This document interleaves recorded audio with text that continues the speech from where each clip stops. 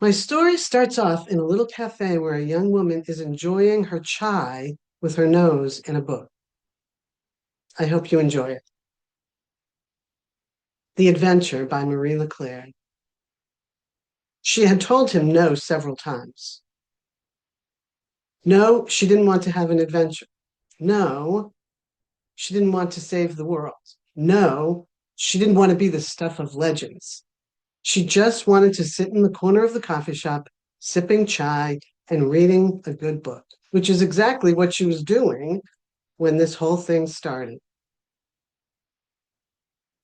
Excuse me, you don't know me, but I have an important question to ask you. She looked up to see a nervous young man bending over her table. Leave me alone or I'll scream, she replied casually, then returned her attention to her story. She wasn't going to scream, but she wanted him to know that it was a possibility. No, no, please don't do that. I just want to talk for a minute. Give me 1 minute, he pleaded. Then he sat down, uninvited, at her little bistro table. He was young and good looking, so she didn't protest, figuring at least she might get some interesting conversation out of it. This is the most important thing you will ever do in your life, he said. Really? That bar is low, seeing I have never done anything even remotely important. I'm serious. So am I. And the reason I have never done anything really important is because I don't want to. Look, I don't have a lot of time to explain. He looked again over his shoulder, then turned his attention back to her. How would you like to go on an honest to God adventure? No. People will be telling stories about you for generations. No. Aren't you even a little bit curious? No. Take this and he slid an envelope across the table. I will not, she interrupted, pushing it back at him. He tipped his head back, looking skyward. All right. They said this wouldn't be easy. He turned back to her as he pushed the envelope back across the table. This is a key to the locker at Joey's gym around the corner. Get the bag that's there and follow the directions. You have to believe me that the fate of the world depends on it. I can't explain. I'm out of time. What do you mean you're out of time? Is this some kind of drug deal gone wrong? Because I'm not. Please, he interrupted her. Just then the cafe door opened and a tall man in a long brown overcoat walked in. The collar was turned up and the tan scarf wrapped around his neck was tucked neatly into the front. An old-style brimmed gentleman's hat topped off the mysterious look. Her companion got up quickly and, as smoothly as he could, headed for the door. The tall man followed with long strides, eyeing her suspiciously on his way by.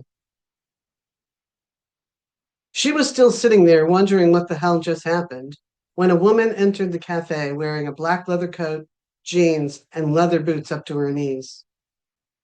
She watched as the woman was scanning the faces of the patrons, starting at the other side of the seating area. Without thinking, she grabbed the envelope and headed out the side door, hoping the woman hadn't caught sight of her. Daylight was already long past the horizon when she trudged through the deepening snow. Son of a bitch, son of a bitch, son of a bitch, she chanted. The directions said to go to the end of the trail and turn right, walk a quarter mile through the woods to a small cabin. She hoped it was heated. Just then she got a whiff of burning wood and was spurred onward by visions of an overstuffed chair by the fire. She looked into the bag at the gym, but whatever the item was, it was wrapped securely in a vinyl tarp.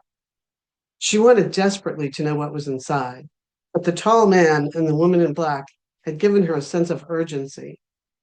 Now, the only thing on her mind was getting warm and dry. She was a little creeped out by the woods at night, but she felt a parallel sense of excitement she'd never known, and she was liking it. Son of a bitch, son of a bitch, son of a bitch. She continued toward the light that had appeared in the woods. Who would be there? The young man or the woman in black? When she got to the door, she wasn't sure what to do. Knock, walk in, peek in the windows?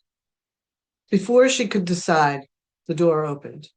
The heat drifted out like a warm, inviting breeze, melting the snow that had gathered on her hair. Come in, we're glad you could make it, said the tall man. She looked around the small cabin. They were all there. Yes, dear, welcome, said the woman as she helped her off with her coat.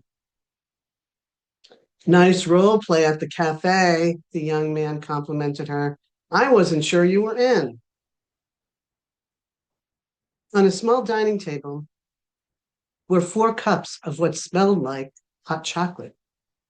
An MP3 player and a speaker were sitting nearby. Silently, they settled themselves around the table.